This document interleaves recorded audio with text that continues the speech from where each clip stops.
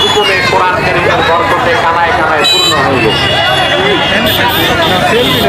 যে ভাইরা দাঁড়িয়ে আছেন আল্লাহর রাস্তায় বসে, চারপাশে যারা দাঁড়িয়ে আছেন বসে যান।